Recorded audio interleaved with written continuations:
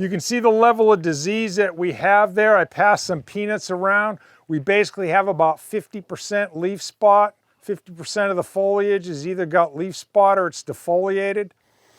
So that's our untreated checks. All our spray programs, what we've got out here are spray programs involving 3, 4, or 5 sprays per year.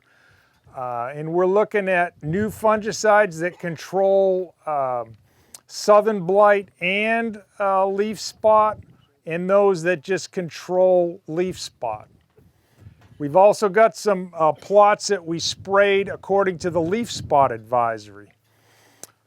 So we've got a range of different programs. Basically what we did is we started with Bravo about the 4th of July and then started working in some of these fungicides that have activity on soil diseases like southern blight and rhizoc.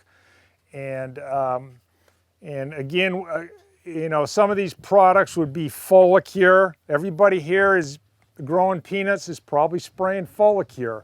Ironically, Oklahoma and probably Texas is one of the few states where Foliar is still effective on leaf spot. In the southeast, the VC area, it's mixed with other products and it doesn't control leaf spot at all. The leaf spot's resistant. And then we have other products. These are mixtures of strobilurins and group 7s, Lucinto, Preaxor, and there's some triazoles like Top Guard. So we have these interspersed in these programs. And basically what we're seeing now, I inoculated with southern blight and it really didn't take very well. We've got some southern blight out there. I don't know if it's going to progress anymore, but we've got some out there, but it's at like a 5% level in the untreated check and in the Bravo plots. And then we're all our programs are doing a super job on leaf spot. Leaf spot's pretty easy to control. It's the web blotch that's tougher.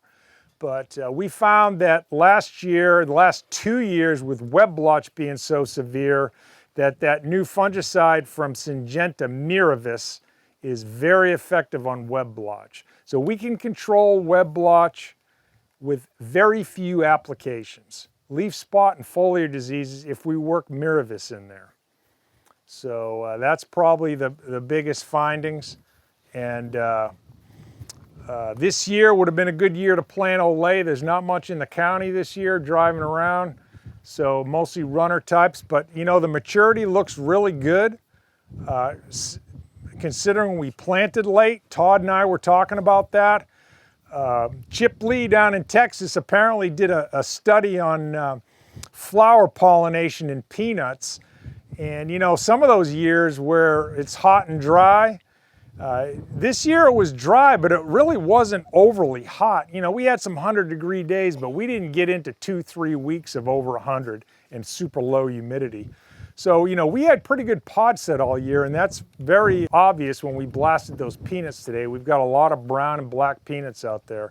So we ought to have a good peanut year. The only thing I would be concerned about would be, at this time of year, would be Sclerotinia. If you've got a Sclerotinia problem, you need to be growing one of 2 varieties. That's Olay and Lariat. If you're growing anything else, you're making a mistake because you're going to spend $100 an acre trying to control Sclerotinia when you don't have to. And the other deal is we're seeing a lot of unadapted runner varieties being planted that are super susceptible to pod rot. Now, Virginia's pod rot's a problem, but really, we shouldn't be having pod rot problems on runners. There's a few runners out of Georgia that, you know, the old Georgia Green and 09B, they're a little more susceptible than the Texas, the OL, the TAM OL runners, and Lariat, for example, here, or the old Oak Run. Those weren't very susceptible to pod rot. But these AT runner, there's one in particular that's super susceptible. So when you plant one of these varieties that OSU hasn't tested, you're taking a risk for things like pod rot, I'm just saying.